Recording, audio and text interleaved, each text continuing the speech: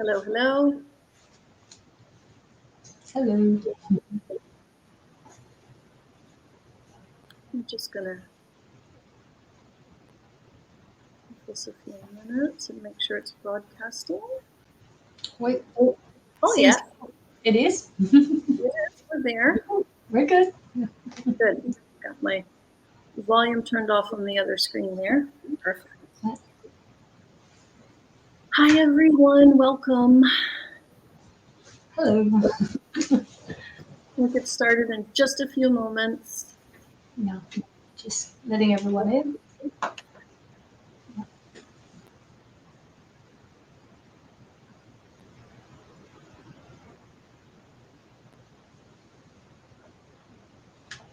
just seeing. Yeah, we look good.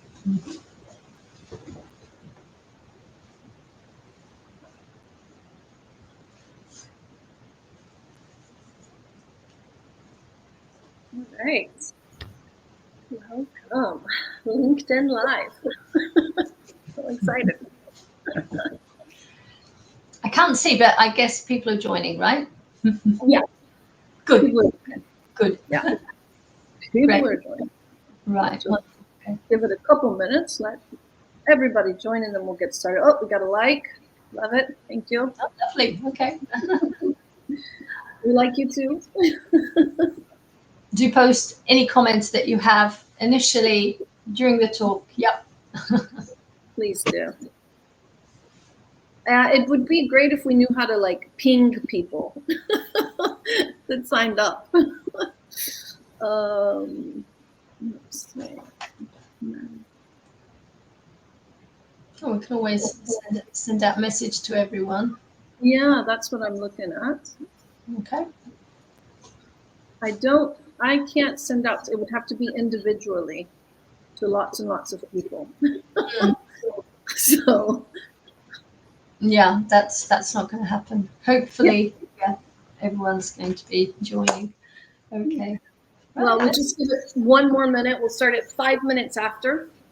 Okay. Then, this is recorded. You. This is recorded, so whoever's not able to join live will be able to watch it after. Yeah. Let's just build the excitement around here. Yeah. So many people registered, so looking forward to hearing, seeing, reading anything that you have. Oh, we've got someone from Morocco. Yeah, do bring these in. Okay, where you're listening in from. Hello, Najib. Hi, from Casablanca. Hello. That's my city. I love my Casa people. Thank you for joining us. Yeah. So Head of International Relations Department, Career Services Specialist. Great, Najib. Where do you do this? My question. okay. All right. Well, I say go ahead and get started. We'll do a slow start here. Mm-hmm. Yeah? Okay. Sure. Yep, absolutely. Right. Welcome to all of you that are here. Hello from France. Hello to France. Just saw that coming in. Okay. I'll try to get less distracted by the comments. Welcome, everyone. My name is Carrie McKinnon, and I am the co-founder of the International Language Coaching Association. I have my brilliant co-founder, Gabriela Kovac, here as well. We started ILCA together in 2019. So yeah, very relevant to this talk that we will be using today. So yeah, Gabriela is a co-founder of ILCA and also the author of a comprehensive language coaching handbook that we just celebrated the release of in our first ILCA conference in London in July of 2022. So that was a really wonderful chance. What we do at the International Language Coaching Association is we upskill language professionals in coaching in a language acquisition context, right? So we train, accompany, give lots and lots of thoughts about it, and generally provide a safe space for language professionals to come and research language coaching, which is a growing movement. I've always called it the organic practitioner-led movement. And so Gabriella and I, through the International Language Coaching Association, are trying to provide that space in the world. We're a global organization spanning continents. We have a very amazing board of professionals and experts from all over the world that accompany us on this journey. So please check us out, become a part of our tribe. We'd love to have you. So that's what we do. What we're here to talk about. Oh, no, sorry, Gabriella. Would you like to say Okay. Yeah. So, well, I think you've kind of introduced me, so I don't know if there's anything else left. I mean, this is the book that we've been talking about. So yeah, okay. And yeah, London was fantastic, and we took a lot of amazing teacher and trainer insights from that. So that's partly what we're transferring today to everyone. Hopefully, it will be something which is useful for everyone joining. And actually, I meticulously went through the attendee list just out of curiosity, and we found quite a lot of different professions tuning in today. So not only language coaches, interestingly enough, but learning and development specialists. Hello to you. We've also got university teachers, professors who are joining us today. And we've also got language schools, directors of studies, and of course business English trainers. So all that really fantastic. So hello to everyone, and hopefully you're going to enjoy today. Thank you, Gabriella. All right, we are going to jump into this. I'm looking at all the beautiful comments. My favorite thing in these events is where people are from. It really excites me. So we've got a great mix. Yeah. Okay. This event is called Business English Language Coaching and the New Corporate Context. So I'm going to go ahead and start a slide share. There we go. I just need to back up here. There we are. Okay, so Business English Language Coaching and the New Corporate Context. This is what we're going to be discussing today. Now, there's a lot of talk about quiet quitting. That's the buzzword, and we're not here to give our definitive opinion on it. You know, it's a very controversial term right now. What we are here to do is be a part of the conversation about what this new corporate context is and how that affects business English, and how language coaching can play a very vital and important role in this new corporate context for our business English trainers that are out there in the world, spreading their magic through language coaching and through the work they're doing with learners. So any kind of discussion around business English, and this, what you're seeing here, is actually, we took it straight from a part of our Elevate course, which is designed to accompany business English trainers on their language coaching journey. And our starting point for that is always, what's the corporate context, right? And in Elevate, you see this presented as the corporate context. And when we were preparing for this, and Gabriella and I speaking about it, we were like, wow, we've got to call this the old corporate context, right? Because so much has changed between 2019 and 2022 that we're in a new land, right? And that's why you have these terms of quiet quitting and the Great Resignation and all the things that we've been through. So, but let's start by recapping a little bit. You know, we used to see in the old corporate context, it used to be that business English professionals actually were one of the largest kind of gateways into language coaching, or some of the people really driving that movement. Not the only people, of course, but some of the people really behind driving that movement into language coaching, because the traditional language teaching was not cutting it with the learners. And the reason being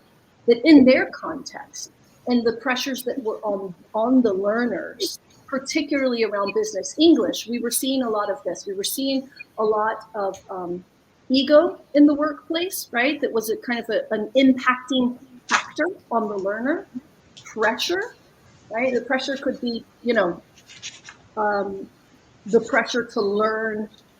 In many cases, English was a barrier for career development and advancement, right? So there's a pressure there. People's ambition comes into play. There's a lot of competitiveness that was in the workplace as well, and the old corporate context that would bear down on the learning experience around English language. Because you might have coworkers that speak better than you or something like that, and then that stands to be as a block. So competition was a thing in there. Competition for actual, again, career advancement was big, and feelings of inadequacy and how that maps onto the learning experience was something that was there a lot. And this is important because language coaching was a powerful tool in that context as well. Super powerful tool, because at its core, language coaching is working with these learners and building this self-awareness for the learner, as well as building their autonomous mindset, helping to increase their sense of their own responsibility for their learning, and really, really highly individualized in a way that you just can't do with language curriculum, right? So this is why language coaching was powerful before in that context. And in just a minute, I'm going to move into what the new corporate context is. But Gabriela, do you have anything you'd like to add here? Yeah, I think all these are absolutely relevant. We've talked about this so many times. One thing that keeps coming up for me, and I just, emphasize that a little bit based on this, I don't know if it's a hierarchy or not, I think it's just a list at the moment, is what happens is what used to happen, still happens, but I think less and less so, is that the teachers are given the curriculum, they're given fixed materials to work with, and they have no say, they have no power, they don't really have any control over that filter that comes from the organizations themselves. So either the language organizations, language schools, they go through their assessments and they do all the initial preparation, and the teacher is handed a package and they have to go through that package. And this is soon changing. Very often the stakeholders, so the corporates, also had this feeling of, vocabulary, grammar, that's what students need. All this is changing now. Yeah. Hopefully. Yeah, thank you. That's a great point about the organizational structure and the various stakeholders in that process of the old corporate context, which are not necessarily gone yet, by the way. But what we're going to do now is look at how they've changed, right? And what this new corporate context is. And you'll see that this is kind of sandwiched by change and movement because a lot has changed. A lot has changed for our learners and for the organizations that they work with. Initially change could refer to learners and how as humans, we've been through something that has changed us, some for better and worse. You might have more kind of anxiety that's coming out in people, also more autonomy that's present, right? So we have changed as people, as workers. There are personal stories now that are probably brought in. Anyone that's done language coaching or training in like a one-to-one context or even group context, the language professional can end up behaving a little bit or having a relationship as some kind of a therapist, not that they would be giving therapy, but the learners opening up to them and wanting to share themselves. So personal stories are something that coming out of this pandemic have increased a lot because learners have been forced back into their personal lives for a time, and they may have been emotionally impacted. So stories can refer to not just someone, oh, I've got a story to tell you, but the story that they're telling themselves could be kind of intense after what we've all been through globally. Next up, the redefined goals and redefined needs. This is really important, an important one, because of these personal stories, because of this lived experience, you've got learners right now that have new values and new goals that were not necessarily in the driving seat previously. So if you remember the old corporate context and that ambition and that drive that was there, well, in some cases, this might have turned into or been transformed into an ambition to be more present in their own personal lives, for example, right? And in terms of their goals, also, maybe the way people are working is something that's changing a lot. And this goes into needs, the way we work, the autonomy, being a deliverables based employee or culture in an organization, as opposed to a clock in, clock out, you're here in person every day of the week for these hours, right? All that's up in the air with their goals and with their needs.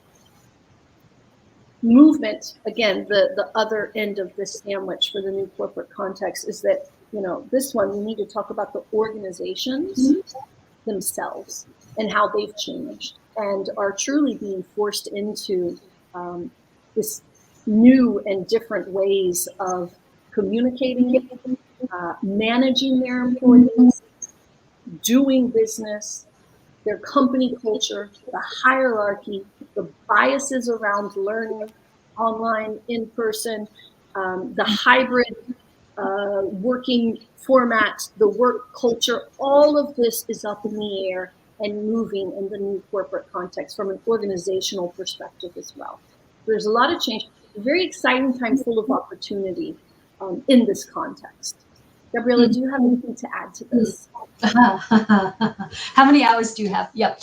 I think I'd latch on to that bit about opportunity. So all that has passed in the previous 2-3 years is actually opening up the eyes.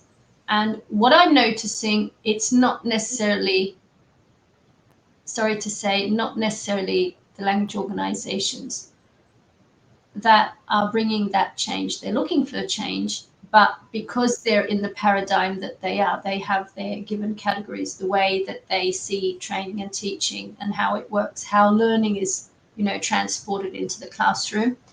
Because of that, the change is much more driven from the organizations, from the employees themselves, who are seeing that there's a lot of friction, a lot of stress around what is expected in the workplace and how the training and the learning, the teaching is delivered. And I see that as the point where language coaching can kind of move in and say, well, this is something different. This is something that we can work with, and it is much more aligned to the organizational expectations that are thrust upon you in a way, in a good sense, because it, gives more autonomy, etc., to them. Especially working from home, there's less control. And in training, teaching, we still don't see that much of a supportive learning environment in this sort of sense of who's in control. So just in a nutshell. Yeah, good. So we're going to ask our first question to you all now. What about your learners? What about your context? If you could please drop us some comments here. What are you seeing in the new corporate context? Have we left anything out? Is there, please, we love discovering and hearing the voices and lived experience from new language professionals of what's going on for you and for your learners in the new corporate context, what your observations are there. Okay. Can you put that in the chat? Because I can't. Can you put it in the chat?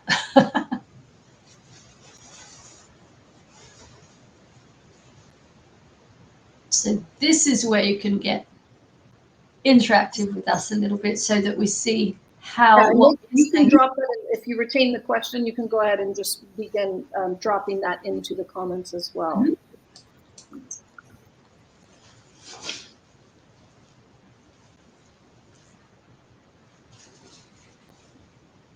All right, so what about your learners? What tendencies are you observing in the new corporate context? I've dropped that in the chat. Please let us know. We will move on. We'll come back to this and read some answers, but let's go ahead and move on to our next slide about language coaching and how language coaching supports this new corporate context. And this is really our whole kind of hypothesis for today, and the reason why we took it upon ourselves to go live here on LinkedIn, because we truly believe that language coaching does support this context. So I'm going to hand it over to you, Gabriela. This is your slide. And Right. Please don't. Just listen. All right. So one of the most important things is that there are so many things which have changed outside the arena of language learning. So if we're looking at, obviously we're looking at the environment in which language and communication is taking place, how much of that is online, and I'd say about 70-80% nowadays, at least in my experience, that's what's happening. People are working from home, so all the platforms are, engaged in full for the learners, and also the exponential growth that we have in platforms that want full autonomy or quite a lot of autonomy from our learners. We're looking at how lingua franca is gaining importance for the learners, and this is still uncovering issues, so there's quite a lot going on here. What kind of responsibilities, what kind of roles we expect from our learners, and what the organization is. So that has changed a lot. Who's to set the accountability borders, boundaries. Also, the emphasis on well-being for the teacher. That's a huge, big thing now. So we want to take care of the teachers. We want to support them. Question is how. Once again, I'm convinced that by adopting a language coaching approach in the work that you are doing, you are also taking care of your professional self, because you're deburdening yourself.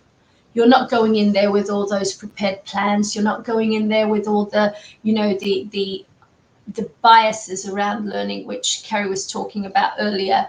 But you're going in there with a fresh pair of eyes and saying, okay, so tell me what you want to focus on. What's important for you?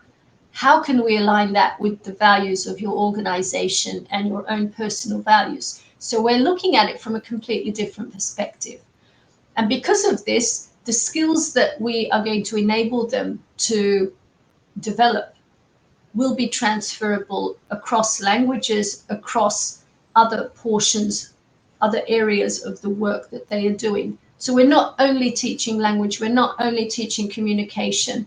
Learners who take part in coaching processes, language learners also, but learners in general, notice that it's about confidence, about understanding themselves as learners, as people who are communicating in different contexts in their personal lives and also in the workplace. So quite a lot of things going on there for them. And just today around noon, I was working with a client, and she said it's amazing that we're working on these meeting skills, how to be more assertive, etc., because she can actually transfer that into other areas of her life, which will be very fruitful, hopefully. Next is safe and secure environment. Now, what do we mean by that? It's not that learning environments are abusive or negative towards learners, obviously not.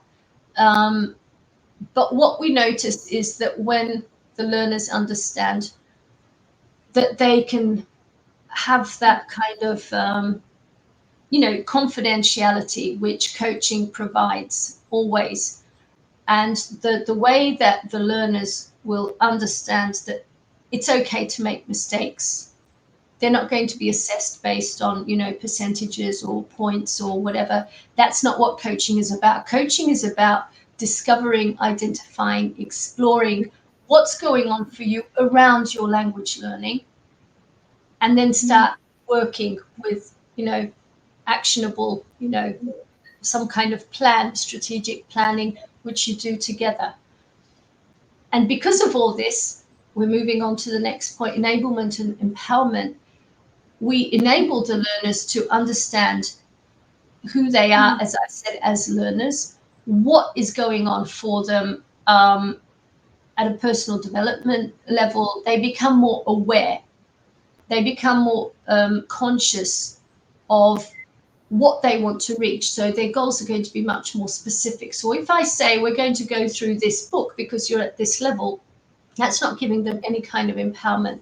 It just moves them through, and maybe in terms of language they will develop, but will their motivation be high? Will they have a say? Will they have any decision making opportunities in that sort of, very compartmentalized approach to learning? And I really doubt that. And we can go into, micro learning and a lot of new labels and trends and buzzwords that we have and LMSs and whatnot. We're still not empowering the learner. We're not giving enough choices for them. We're not putting together the agenda together, are we? What we're doing is we're saying, okay, this is what you can do. And come on, I mean, organizations are now giving more and more responsibility to learners out of a need, out of necessity. And the clients, the learners, the employees are able to cope with it because they're adults. They have learned to do things. They have full responsibility over their lives. Why not their learning? Learning is part of their lives, right? So I think this is something which must be in alignment with the organization goals and also the learner goals at the different levels, obviously. True partnership, what does that mean? For me, let me give you a case study of the lady that I was working with today. What happened was that we've got someone who's been working in telecommunications engineering management, and she's been struggling in a situation because one of her team has some issues with the communication in English. So she's found herself translating and in an awkward position towards the stakeholders who are from another country, another culture. So at multiple levels there's quite a lot of challenging situations. And so what she realized through our conversations was that it's not necessarily language that she needs. Of course, we can add, phrases and expressions, how to, work in meetings, etc. But it's not meetings language she needs. She recognized 3 areas that she needs to focus on by becoming more assertive. And I'm just looking at my notes here. And the 3 areas are being more confident in using the language, in being present in the meetings, showing up there, how to lead a meeting, which led to a very good conversation around what it means to lead a meeting, facilitation, etc., roles and responsibilities, and finally clarifying the roles. So who's doing what in the meetings? And it just clicked for her, and we put together this very nice action plan that she could start working on with her team to elevate their communication. So that's what co-creation, that's what partnership is about. If I had gone in there with my meetings phrases from any kind of textbook or any kind of online website, great, fantastic, partially covering her needs, but we wouldn't get to the core of the matter, what is actually troubling her. And this is how she's actually going to be able to put so much more into the work that she does for her organization. So it's a win-win for everyone. Okay, yeah, so I've kind of covered that. Carrie, any comments here? Yeah, actually, yes. We've got transferable skills here, and you touched on that. I recently read a statistic that 97% of organizations' skills agendas have been affected by COVID-19. So I know we're not making this up, and looking in the comments as well, we'll get into that in just a second. There's a lot of beautiful nuggets in the comments that would be nice to unpack. But so this 97% of skills agendas, this is referring to kind of a mixture of either skills increasing in importance to the organization, as well as mobility increasing in importance, and as well as noted skills gaps that are making, for organizations and corporations, making talent retention and reskilling an urgent priority. And Gabriela, I love something you said was, well, either out of something or out of necessity, right? Organizations are having to do this out of necessity. And that goes right along with many of the things that we're seeing in the comments here, if you don't mind. Sure. Yeah, let's have a look. Read some of these out. So Vicky has said, yeah, so she's seeing the clients are opening up more, and the balance between work and personal life is not so separate. And their goals are kind of merged maybe between those two, or in those two areas, they're more aligned than before.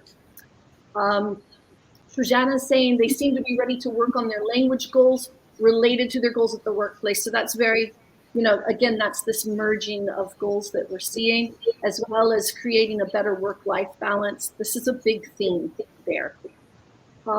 Natalia is saying clients want efficiency, very specific requests. Quite often it's not about moving to a higher L2 level, but about being flexible with the knowledge they already have, being a better speaker writer. It's also about language being a tool, not a goal. And they appreciate taking part in curriculum design and having a say in what materials to work with. And Gabriela, you touched on that as well with the true partnership and designing these learning agendas together, which is, again, language coaching all day long. Shoshana mentioned again that she's seeing stronger ties within the group. I can totally see that as well. And that's one of those shifts from an old context to a new one where we've been through things just as people. And so there are maybe stronger ties that are happening there.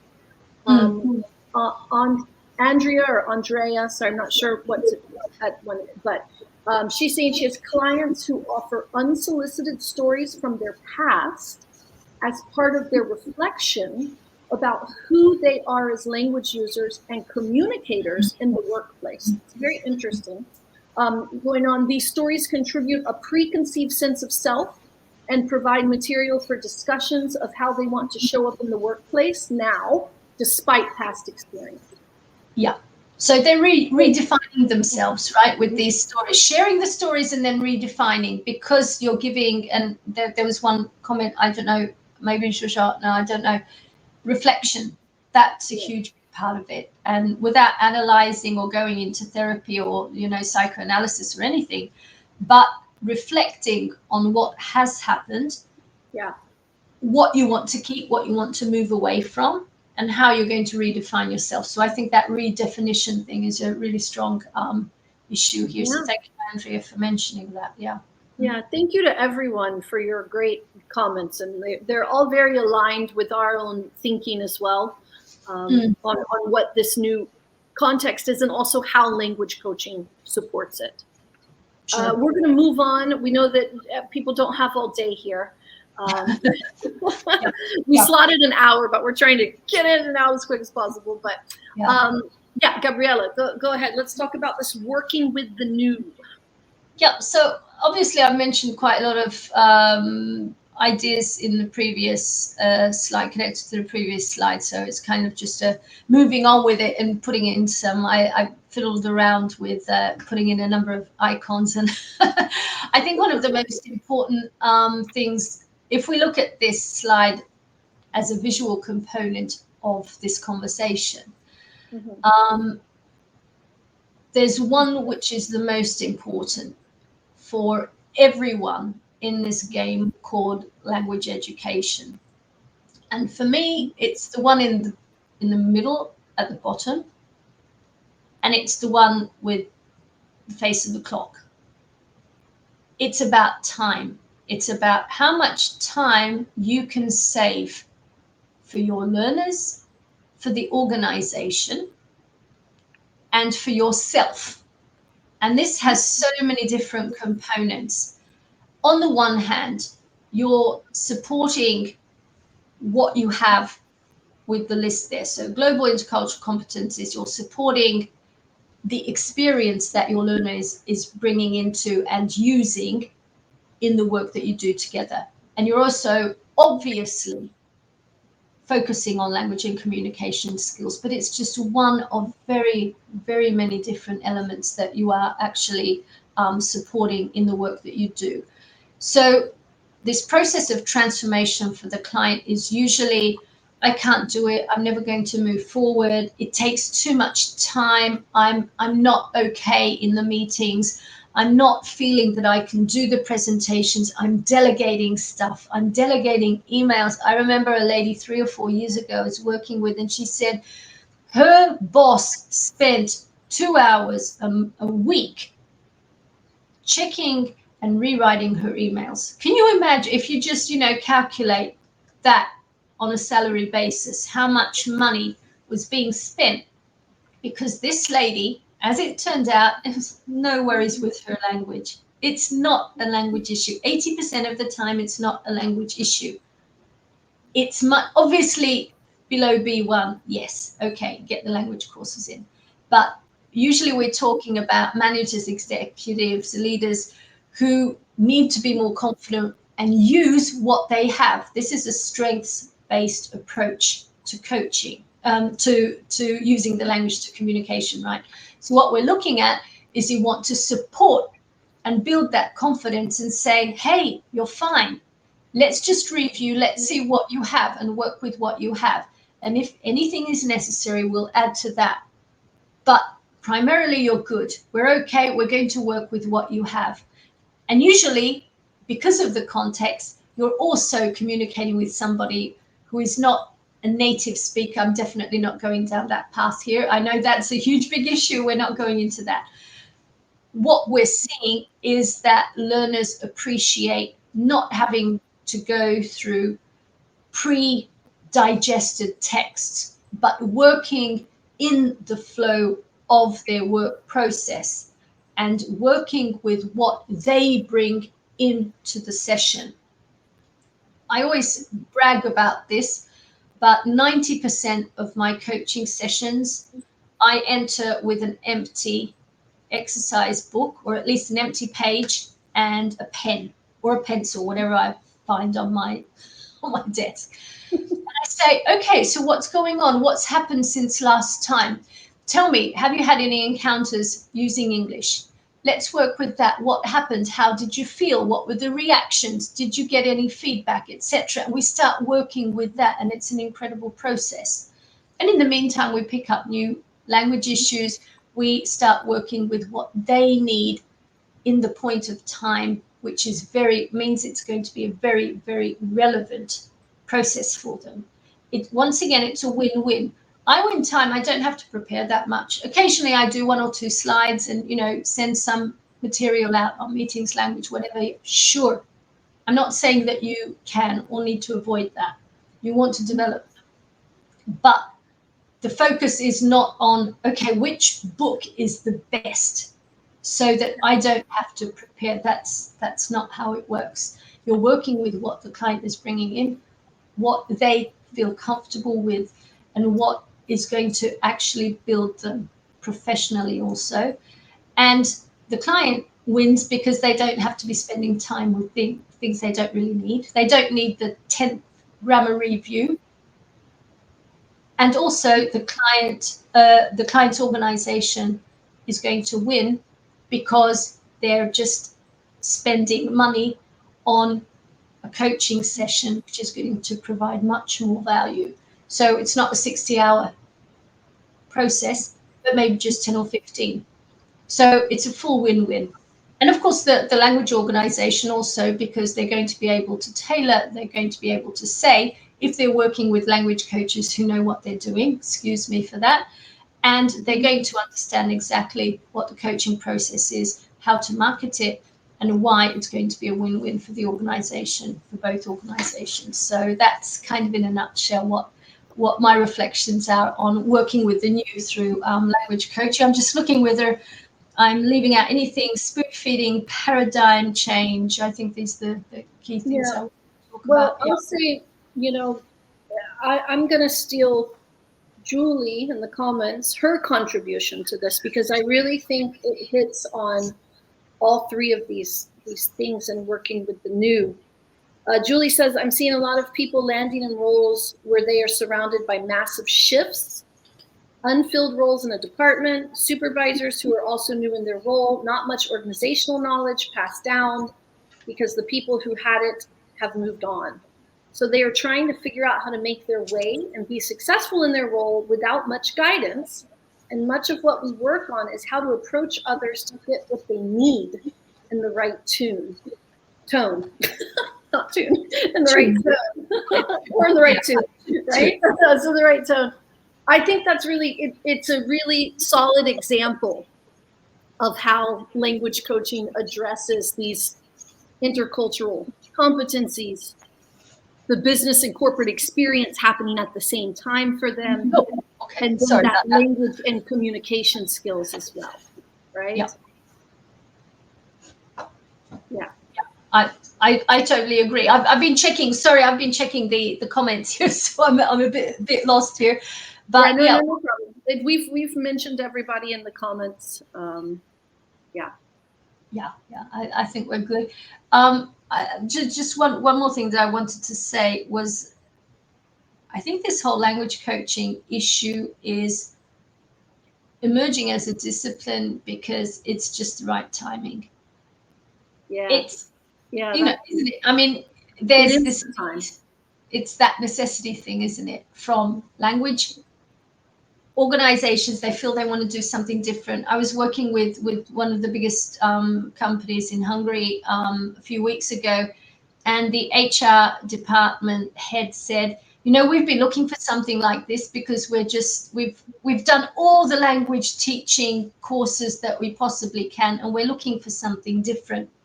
Yeah. And that's something that you're going to be able to communicate if Carrie, if what? If people join our field program. Yeah, definitely. I think that, again, like I said, this is language coaching, and it's very present in the comments that you can see, and I've been kind of checking people's professional descriptions of themselves on LinkedIn. I can hear myself echoing, Gabrielle. Is that? I don't know if it's okay. It's okay. We're fine. It's distracting me, but so there are so many language professionals that come to language coaching completely on their own, and like I said, particularly in this subject, and again, there's very specific. So Victoria Wood is helping Spanish-speaking HR leaders improve their performance and accelerate their career progression with advanced English. That's very specific, for example. That's one example. What else do we have here? Another one. Advanced English, this is Andrea. Advanced English communications coach for ambitious entrepreneurs, right? So this is a practitioner-led movement, and it's organic, and people are coming to this, and they're niching down, and they know that the language materials that exist just don't work anymore, right? Not for all settings and not for very specific settings, maybe not even at all. Or maybe it's not the best use of time with the learner, right? And so language coaching is on time right now. The world has undergone this huge shift, and it's on time. And yes, at ILCA, we do have courses, we have a community, we have ways to engage with us that are paid and completely free. So yeah, this is a little bit of a pitch, but check us out. Please come to our website, www.internationallanguagecoaching.com, and see everything that we do have to offer. Because we create a lot of content out there in the world on what we see language coaching as and how we can help language professionals upskill in that area. We've got our live sessions starting back for the FEEL program, which is 4 courses, a full language coaching indoctrination, if you will. We've had already many graduates from that program that have gone on and are doing amazing things as language coaches out there in the world. So please check us out, and thank you for coming today, and thank you for participating in all these beautiful comments that we have and just, who you are. Oh, I would also like to pitch on our YouTube channel. We're always looking to do an interview with language coaches. So for some of you that are in this chat that are like these super specific niches where you feel that really you're more coaching than teaching, please hit us up, send us an email, and I'll drop that in the comments as well. And we'll interview you and put you on the YouTube channel. We love learning about what people are doing out there in the world under the guise of language coaching. We love it. All the amazing good things you're doing in the world and under language coaching. So I'm going to put the email in the chat. languagecoaching.com. And just send us any questions you have. There's so much that we can offer. There's a lot of conversation in our blogs. Yeah.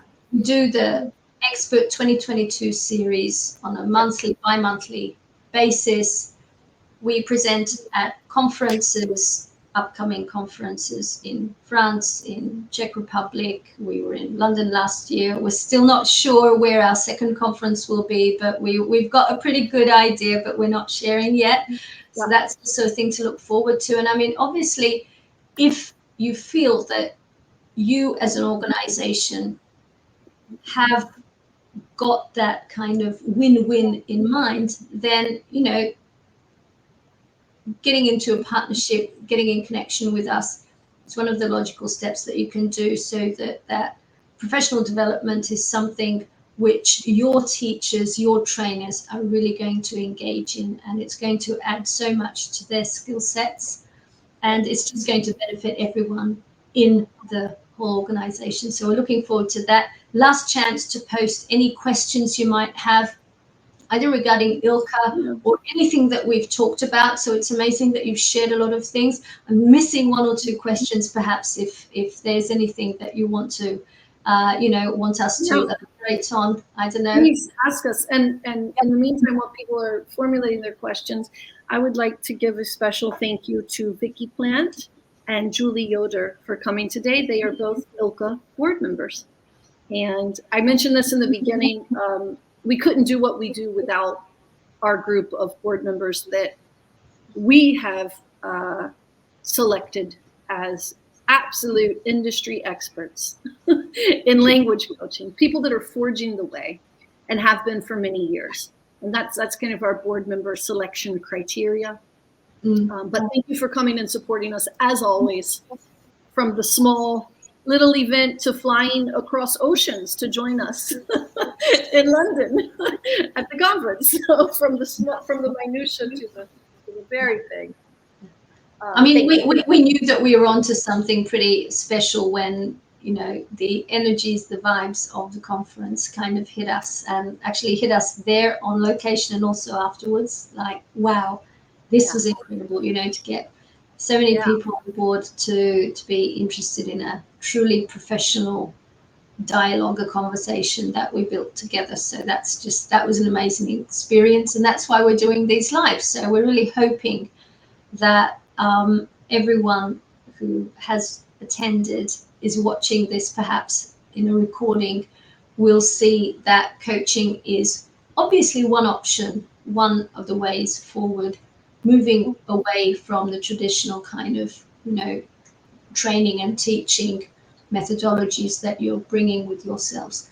But it's very clear to us that it's an option that we are definitely working with when we're supporting our clients. So definitely thank you very much for attending. And we know that time is one of the biggest, Yeah. We've got one, I don't know if it's a question, we've got a comment that came in through our soliciting for questions from Jean-Pierre Guittard. And he is the founder and CEO of iTeach.world. Cool. Jean-Pierre says, I find that clients respond better when teachers use authentic materials. We turn that into a question. We've talked a little bit about content or not. And Gabriela, you're talking about going into the language session with a pencil and a blank piece of paper I know in my journey as a language coach, this question of content and materials was one of the most controversial things for me to accept within myself, because it was such an unschooling. And for Christ's sake, I was a content creator, so it was kind of my whole thing was content. But it was that thing of like always trying, and what I'm seeing and what Jean-Pierre is saying is this authentic materials, this, the intensive search, the hours and hours and hours that I would sink into creating materials that were so specific to what someone needed. And then to have the audacity to go from that to going into sessions with no materials and learning to trust the learner, that they were bringing it. They had it all within them. They knew what they needed to work on much better than me. Keyword trust. Yeah, very often we forget that we have to trust the learner's abilities, their skills, their knowledge, all their background experience. They're bringing all that. We don't have to be the content experts. Yeah. I think that's a really nice idea to close with for today. Yeah. Okay. Thank you, everyone. Thank you very much for being. We love you, This is our first broadcast. Live. Thank you, everyone. Thank you for coming, watching, stay until the end here. And we can keep the conversation going in the comments. If you want to drop in any questions or comments, we'll be responding there. Okay. Definitely. Thanks. Thank you very much. Okay. Bye-bye. Bye. Bye. Bye.